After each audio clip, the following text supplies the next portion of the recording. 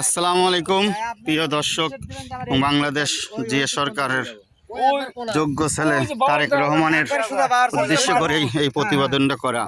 দেখেন এভাবে কৃষকরা কি ক্যানাল তৈরি করছে, আর এই কষ্ট করে করে এরা কোদাল দিয়ে মাটি কেটে কেটে এগুলো করতেছে। অথচ বাংলাদেশের বেকুগুলো আর্মি ক্যান্টনমেন্টে বসেই রয়েছে, পৌরসভায় বসে থাকে।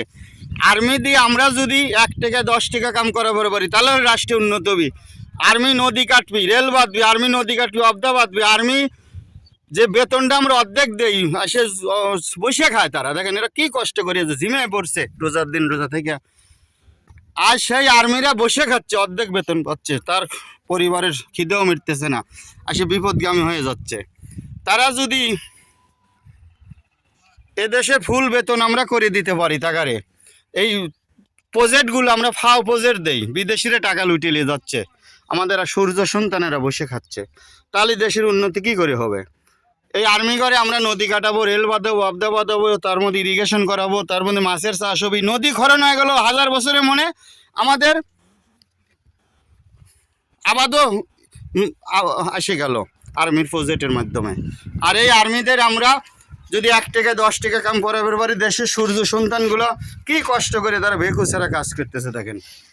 আর এই কৃষক যখন একটু শান্তিতে থাকবে, আল্লাহর কাছে দোয়া করবি, আর্মি করে আমার রাষ্ট্রের শিক্ষিত লোকগণেরও শান্তি হবে, আমাদেরও শান্তি ফিরে আসবে। কোদাল দেওয়ার সনাতন পদ্ধতি কতদিন করবে তারা? আমার সরকারের কাছে আকল আবেদন, জিএস যোগ্য সন্তানের কাছে, আর্মি যেন আর বসে না যে কিষানীরা কি কষ্ট করতেছে। এখন প্রযুক্তি উন্নতি হয়েছে, মানুষ চাঁদে যাচ্ছে লোহাকে প্রযুক্তি করিয়া। আজ আমরা বউ তালাকদার ফতুয়া খুঁজতেছি নতুন করিয়া। আল্লাহর কোরআন বলেনি বউ বেদ বলি কিভাবে তালাক দেওয়া লাগবে, তার ফতুয়া বাই করার কি দরকার আছে? এগুলো ইহুদি নাসারের কাজ। এই প্রযুক্তিকে হাতে করে আর্মি দিয়ে 1 টাকা 10 টাকার কাজ করায়া আমার সরকার যেন, বাংলাদেশ সরকার যোগ্য তারেক রহমান আর্মিকে প্রজেক্ট সিস্টেম করে প্রত্যেক থানায় তাদের কাজে লাগায় দেখ, অবসরপ্রাপ্ত আর্মি করে ফুল বেতন করে দেখ, তারাও সুখে শান্তি থাক, আমরাও তাদের মাধ্যমে বিশ্ব জয় করবো ইনশাল্লাহ। কৃষিতে, মাছে, নদীতে, রেলে, অবদায়। কারণ একবার নদী থেকে মাটি তুলে অবদায় নিয়ে আসলি, রেলে নিয়ে আসলি, আর 1000 বছরে নদী খনন করা লাগবে।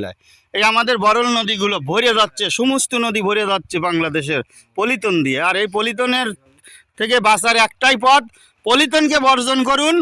এই জাতির উন্নতির জন্য আবারও সনাতন পদ্ধতি কলার মানে পাটের ছালা ব্যবহার করা শুরু করুন, পাটের ব্যাগ। আসসালামু আলাইকুম, আসসালামু আলাইকুম তারেক রহমান, ধন্যবাদ আপনাকে কৃষিতে উন্নতি করার জন্য। এই প্রজেক্টটা আর্মির মাধ্যমে চালু করে দেন, তাদের 10% লাভ দেওয়া লাগলেও আমাদের বাংলাদেশে লাভ হবে। জিয়ার যোগ্য সন্তান তারেককে আসসালামু আলাইকুম। ওয়ালাইকুম আসসালাম রহমতুল্লাহ বরকাতুহু। কমেন্ট করুন, শেয়ার করুন, লাইক করুন, বিশ্বকে জানায় দেন আমরা বাংলাদেশে আবার যোগ্য সরকার পাইছি, জিয়ার ছেলে তারেক রহমান। ধন্যবাদ, আল্লাহ হাফেজ।